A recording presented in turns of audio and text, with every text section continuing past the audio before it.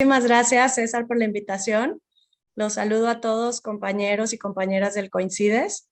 Y pues sí, como dijo César, la verdad es que para mí este es el tema más importante que deberíamos estar tratando todos nosotros, que es el tema de la educación. Porque a partir de ahí se da todo el desarrollo de un país y a partir de ahí también se resuelven los grandes problemas públicos que tenemos como sociedad.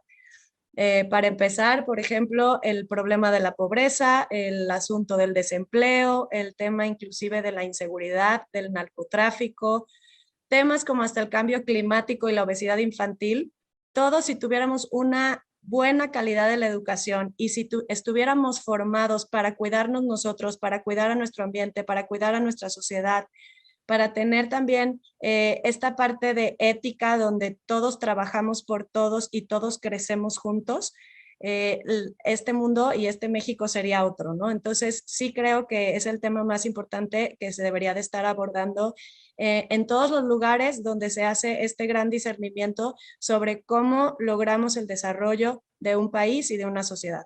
Entonces me voy a permitir comenzar por ahí, voy a compartir pantalla.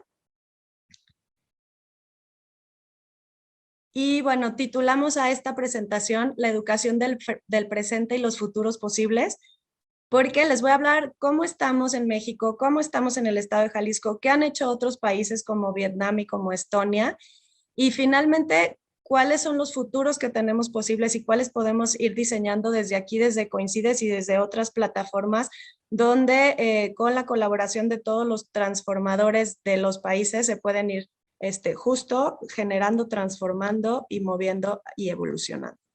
Entonces, empezando por la educación, ¿qué es la educación? Es súper importante considerarla como que es un derecho desde el primer día de nuestra vida. El día que nacemos ya tenemos este derecho, que es el derecho a la educación. En el artículo 3 de nuestra Constitución, que todos nos lo enseñaron desde la primaria, es el artículo donde dice que todos tenemos derecho a una educación de calidad. Sin embargo, por ejemplo, ahora en tiempos de pandemia lo vimos complicado y no por la relación o por lo que haga o no haga la Secretaría de Educación, sino por la realidad social en la que nos encontramos. Nos llegó la pandemia y había niños y niñas que no tenían internet en los hogares, que no tenían aparatos electrónicos, que no tenían cerca a su docente.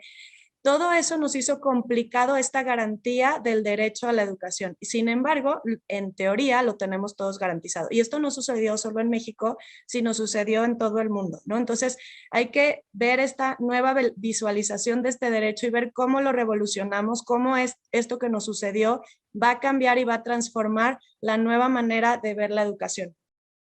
Y la otra es que la educación es un derecho habilitante de otros derechos. Si se nos garantiza el derecho de educación, podemos garantizar otros derechos como la libertad de expresión, como por ejemplo tenemos voz y voto y conocimientos para exigir el derecho a la salud y otros derechos más, ¿no? Entonces, los derechos que tenemos y que conocemos como derechos humanos, los podemos exigir y los podemos habilitar si tenemos garantizado el derecho a la educación. Por eso es que yo lo considero el tema, el asunto que tenemos que resolver, que es el gran movilizador social, que ese es el punto 3, que es la educación.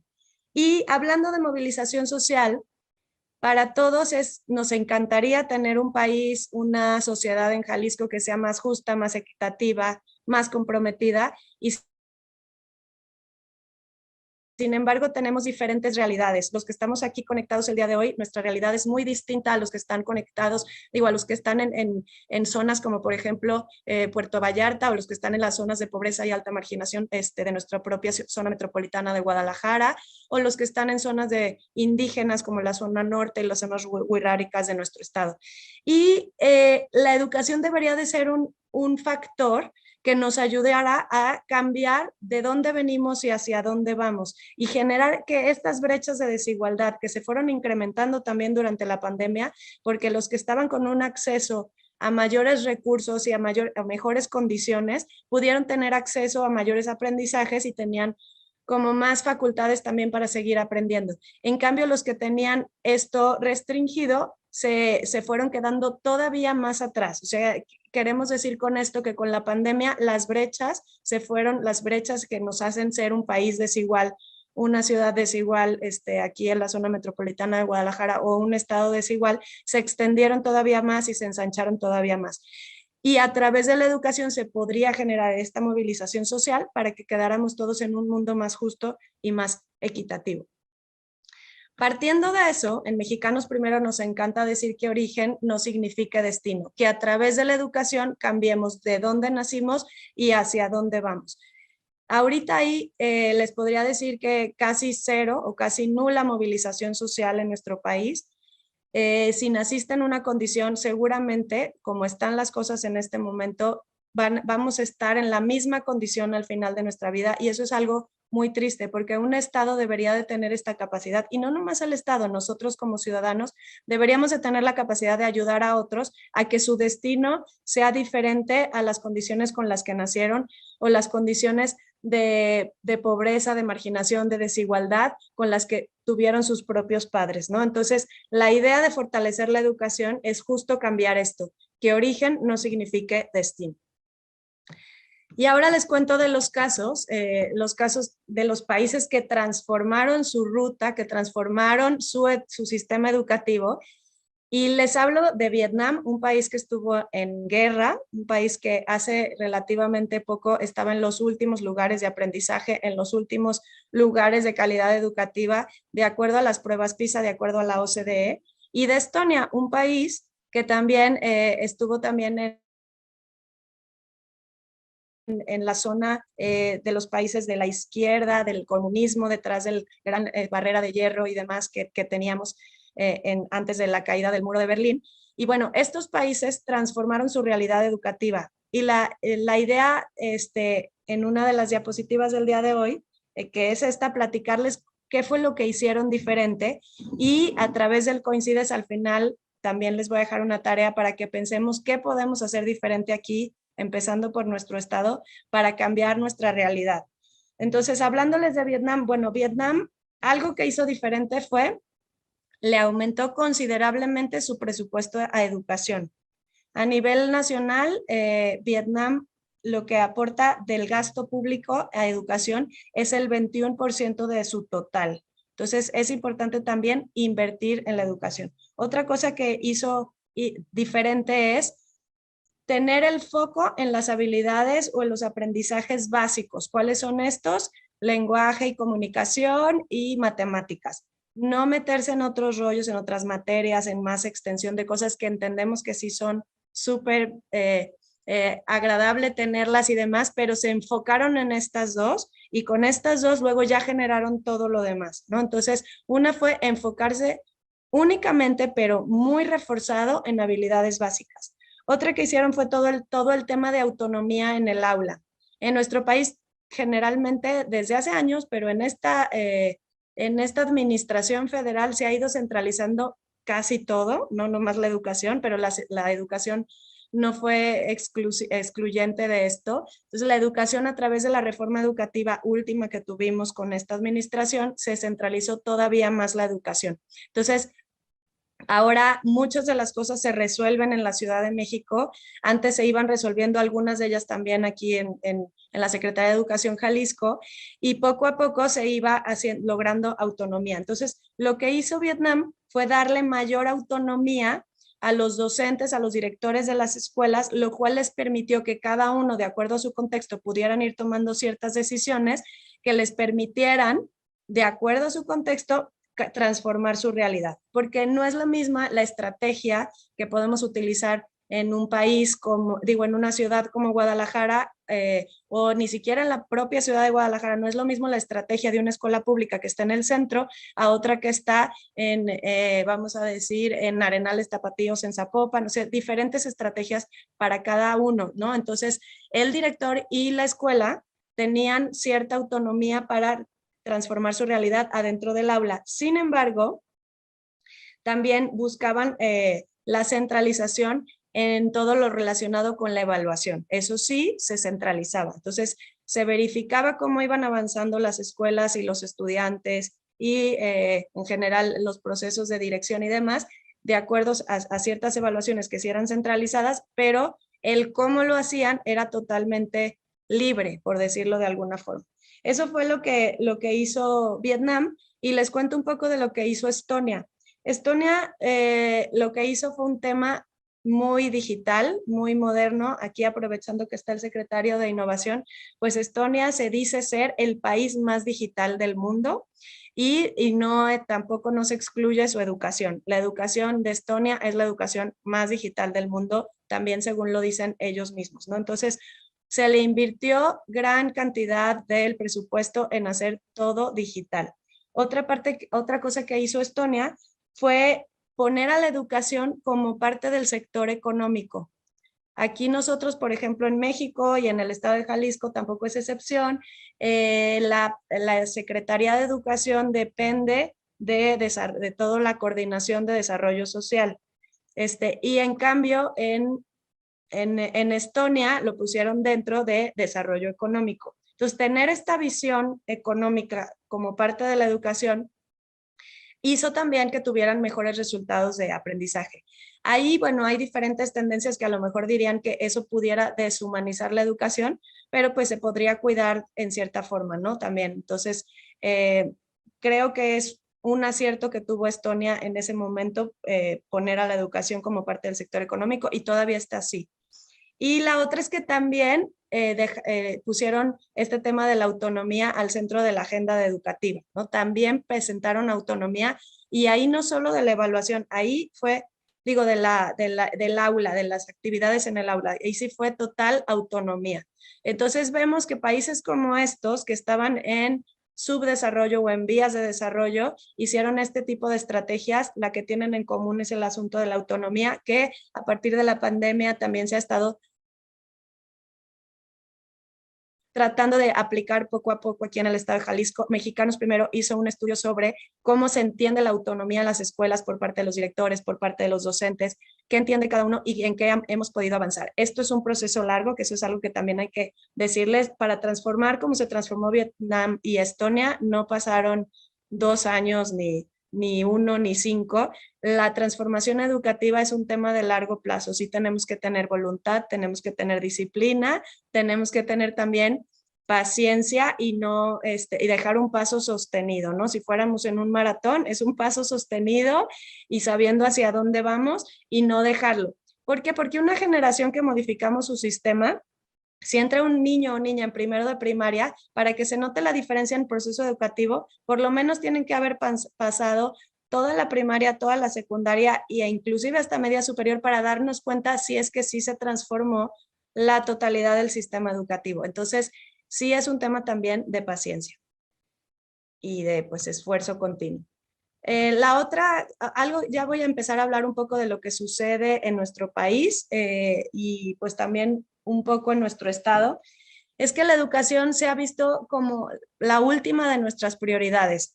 Ahorita a lo mejor las cosas están cambiando a prueba de esfuerzo, de activismo, de sociedad civil, de gente como la que está aquí en Coincides, de gente como la que estamos en Mexicanos Primero y otras muchas fundaciones.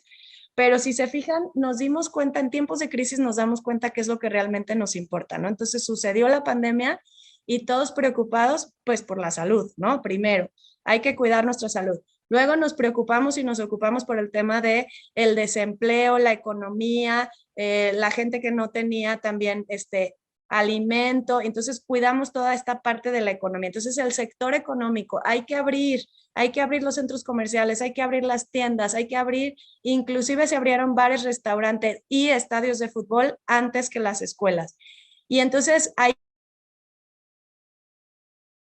nos da un dato de que no es una prioridad. Otro tema para ver si es prioridad es también cuánto se invierte en educación, que ahí donde está el dinero, ahí se notan realmente las intenciones. Entonces también hay que invertir más en educación para ponerlo realmente como prioridad. Y bueno, ¿cuáles fueron las afectaciones en la pandemia? Afectaciones en los aprendizajes y afectaciones también en la salud socioemocional. Esto sucedió, también es un tema mundial, no es un tema exclusivo de nuestro estado o exclusivo de nuestro país, pero sí en el cómo reaccionamos ante estas afectaciones, pues ahí es donde está la diferencia, ¿no? ¿Qué podemos hacer al respecto para irnos diferenciando de lo que sucede en el mundo? Bueno, ahora me voy a poner en datos del estado de Jalisco.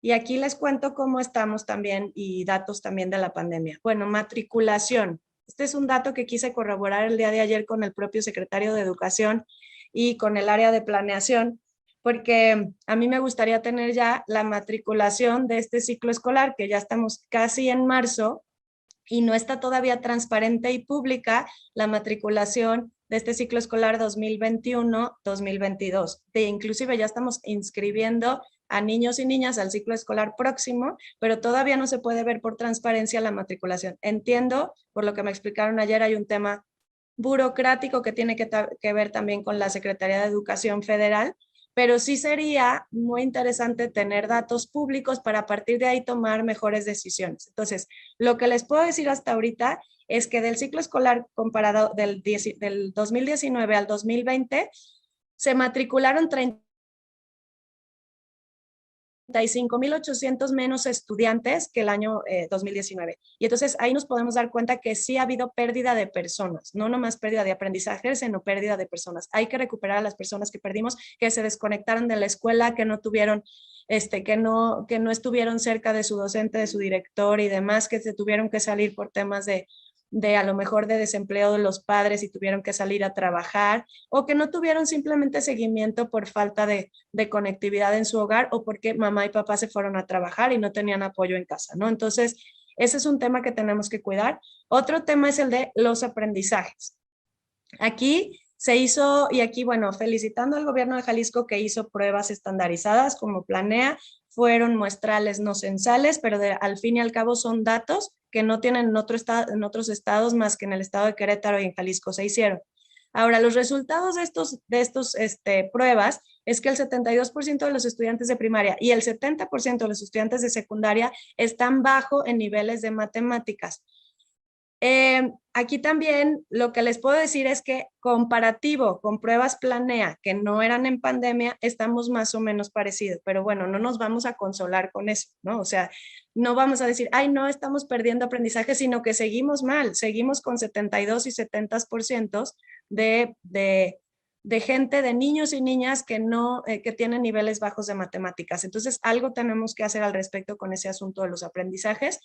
En conectividad, ahorita se está trabajando fuertemente por Red Jalisco, que creo que ya lo vieron también aquí en Coincides, de cómo está incrementándose para que haya internet en las escuelas y en lugares públicos, en oficinas de gobierno y demás. Sin embargo, a veces cuando estamos en pandemia y tenemos que tomar el tema de la educación desde nuestro hogar, donde necesitamos el internet es en los hogares, y eso no es un asunto de la Secretaría de Educación tampoco, es un asunto también social, económico, de política pública. ¿Qué se puede hacer por eso, no? Entonces, tenemos ahorita que casi el 70% de los hogares, más bien, el 70% de los hogares son los que tienen internet. En áreas rurales es todavía más bajo, o sea, ahí tenemos un 30% de familias que tienen internet en sus hogares. Este dato es específico de zona metropolitana de Guadalajara. Entonces, eso también nos hace estar pues en situación de desventaja para un tema como la educación en la pandemia. Los aprendizajes en México, aquí ya me voy a ir un poco yendo hacia nivel nacional. México retrocedió en logros de aprendizaje. Esto es antes de la pandemia, o sea, no podemos aquí decir es que la pandemia nos afectó, sino esto ya es una tendencia que había desde el 2013 al 2019. Tuvimos puntajes promedios menores en matemáticas en tercer grado y en matemáticas en sexto grado, lo cual es un foco rojo que algo tenemos que hacer. También aprovechando que está el secretario de Innovación, queremos incrementar la gente que estudia ingenierías, las personas que a lo mejor se metan a temas de tecnología y de innovación y de todas estas tendencias que hay, y resulta que pues nos está yendo mal en matemáticas. Entonces es complicado que podamos lograr eso si no resolvemos la otra parte, que es desde la educación básica tener mejores niveles de matemáticas. Todo tiene fuentes, entonces esta presentación con mucho gusto se la comparto luego a César para que se las haga llegar si alguien está interesado. Y bueno, este es un dato el programa de equidad y regreso que hizo Mexicanos Primero a nivel nacional. Se hicieron pruebas, estas fueron también pruebas muestrales a niños y niñas entre 10 y 15 años, Y resulta que en lectura, o sea, ya ahora me voy a salir de matemáticas y me voy a ir al tema de lectura, tenemos un 61% de niños y niñas de 10 a 15 años que no comprenden un texto de cuarto de primaria. O sea, los de cuarto de primaria tienen 10 años. Y entonces, si les ponemos un texto, solo lo comprenden de los de cuarto 27%. Y va aumentando un poquito, pero imagínense un niño de 15 años que le ponen un texto de cuarto de primaria y solo el 50% comprenden ese texto, ¿no? Entonces, ahí es una situación también importante de lectura. Aquí me voy a permitir también comentarles otra estadística que a mí me parece un dato que me parece alucinante en el mal sentido, es que en las pruebas PISA pasadas nos hablaban de cuántos jóvenes en edad de 15 años pueden diferenciar de algo que leen, qué es opinión y qué es un hecho. Imagínense los jóvenes de 15 años que se la pasan en el celular leyendo cuánta cosa pueden en el TikTok, en el Facebook, en el Instagram, en donde pueden.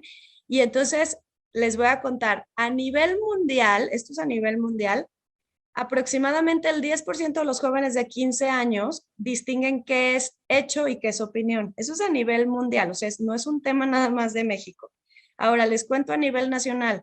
A nivel nacional es el 0.7% de jóvenes de 15 años que pueden distinguir de algo que leen, un hecho y una opinión, lo cual a mí me parece gravísimo porque somos fácilmente engañables, ¿no? Entonces hay que cuidar también esa parte en temas de lectura. Hablando de las pruebas PISA, que son las pruebas que hace la OCDE, aquí les cuento un dato. Yo sé que los que están aquí en Coincides, pues vamos a, sin temor a equivocarme, pues estamos en un nivel socioeconómico medio alto, si no es que todos alto, y les voy a contar esta gráfica que a mí me parece también sorprendente, es que países, si se fijan los que tienen cuadrito rojo, por ejemplo, está la bandera china con cuadrito rojo, esos son los más pobres de China. Por un decir, el hijo de un arrocero, campesino arrocero de China, del pueblo que se imaginen, tiene arriba de 500 puntos, que es la barra de la izquierda, en un examen, una prueba estandarizada de PISA. Y aquí están, en México, el cuadrito verde son los más ricos de México. Entonces, ahí podemos ver que un niño rico, niño joven rico o rica de México, tienen menos de 500 puntos en el examen, cuando una persona que está en pobreza en China tiene mayores puntos. Entonces, aquí nos desmiente algo, ¿no? Que las familias que tienen más poder adquisitivo tienen acceso a mayor educación. Puede ser en ciertas cosas, pero no es el único hecho. Estamos regidos por un sistema educativo que es para todos. Y el sistema educativo es un poco también como oferta y demanda. Para que nosotros estemos dispuestos a pagar por una escuela privada, nos tienen que dar algo más que lo que da el sistema público. Los países que tienen mejor educación, lo que tienen bien es su sistema público precisamente, ¿no? Entonces, lo que tenemos que reforzar es justo el sistema público educativo, ¿no? Entonces, es algo que les quería platicar. Y un dato sobre inversión en educación. Aquí en inversión en educación estamos viendo cuánto le mete México a la educación. Y pues si nos damos cuenta, México es de los países que menos invierte en educación. México invertía en 2018 $17,000 por estudiante, eso hablando en primaria, 7,000 en secundaria y 3,000 en media superior según datos de la OCDE, y pues México es uno de los países que menos gasta. Ya estoy viendo que me queda poquito tiempo, entonces me voy a ir ya directo. Ahora, ya les dije la realidad, triste realidad, pero ¿qué podemos hacer al respecto? Les cuento qué hace Mexicanos Primero, y seguramente pues ya he visto que ya han estado aquí también los secretarios hablando de lo que estamos haciendo también en el sector público, pero el chiste es sí cambiar esta tendencia de forma radical. Entonces, ¿qué hace Mexicanos Primero? Bueno, nosotros queremos, y este es como un objetivo que tenemos, nosotros trabajamos por la defensa del derecho a aprender, pero ¿qué queremos? Que los niños y jóvenes estén en la escuela, aprendan en la escuela y participen en la escuela. ¿Qué significa esto? Que no nomás queremos cobertura educativa, o sea, que haya escuela para todos, sino que ya los que están yendo realmente estén aprendiendo, que según datos, pues no todos lo están haciendo. Y la otra es que participen de la escuela pública, porque para tener ciudadanos participativos lo tenemos que enseñar y practicar desde la escuela. Si no lo hacemos en edad temprana no lo vamos a hacer en edad adulta. Si queremos ciudadanos que estén aquí como nosotros en Coincides viendo cómo mejoramos nuestra situación, lo tendríamos que haber aprendido desde niños participando en nuestra escuela, pintando la barda, haciendo kermeses, organizando cosas, ¿no? Entonces, hay que participar. ¿Qué hacemos en Mexicanos Primero? Bueno, buscamos un enfoque sistémico, hacemos diagnósticos y hacemos propuestas fundamentadas, todo lo tenemos con datos, hacemos investigación y todas tienen propuesta de política pública. Buscamos comunicarlo efectivamente y convocar al debate público, que es algo de lo que estamos tratando de hacer hoy aquí. Activación política y social, también buscar y abrir espacios para involucrar a otros actores. Y bueno, lo hacemos a través de agentes educativos. Aquí me gustaría que todos se visualizaran a sí mismos como agentes educativos porque todos lo somos. Todos estamos formándonos unos a otros y todos estamos aprendiendo de unos a otros y todos podemos ayudar en el tema de educación.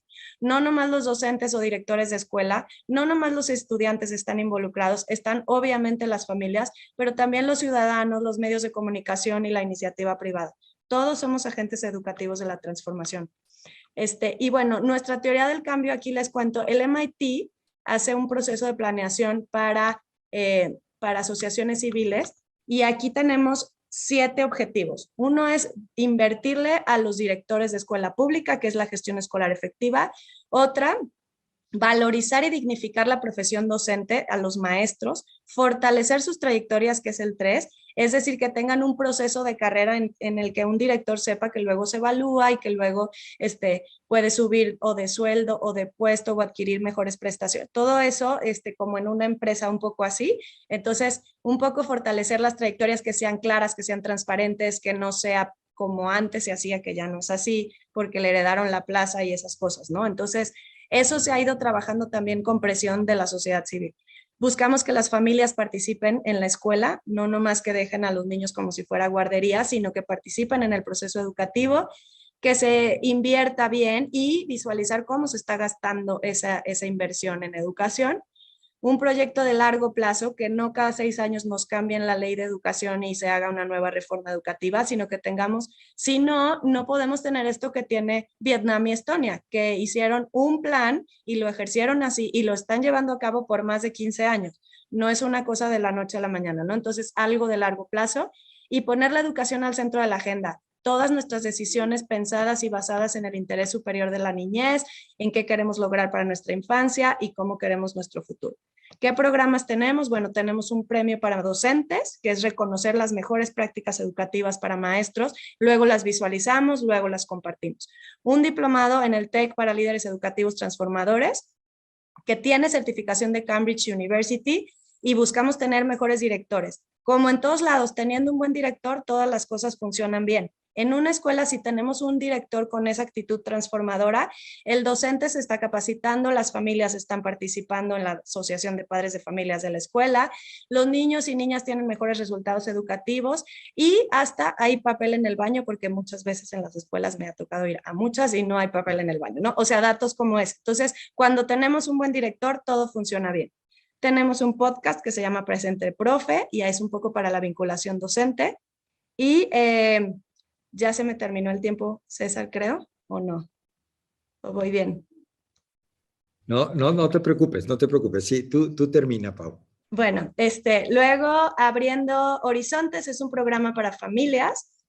Aquí buscamos esta parte de cómo logramos que las familias mexicanas, que a lo mejor el papá y la mamá llegaron a educación primaria o educación secundaria, visualicen a sus hijos en educación media superior o superior y vean una mejor realidad para ellos, que utilicen herramientas como disciplina positiva, disciplina inteligente, fomento a la lectura en el hogar, todo el tema de bullying, todo el tema de tecnología. Eso es con Abriendo Horizontes. Jalisco Educado es un colectivo que hicimos con otras organizaciones, ya son más de 40 organizaciones de la sociedad civil, incluyendo asociaciones que trabajan por derechos de infancia y de educación, pero también cámaras empresariales como Canaco, Coparmex, SIJ, etcétera, universidades como el TEC, la UP, el ITESO y la UDG, entre otras. Entonces, todos estamos ahí trabajando directamente en cómo generamos este plan de largo plazo para todos y que no sea una cosa que nos estén cambiando a cada rato, ¿no?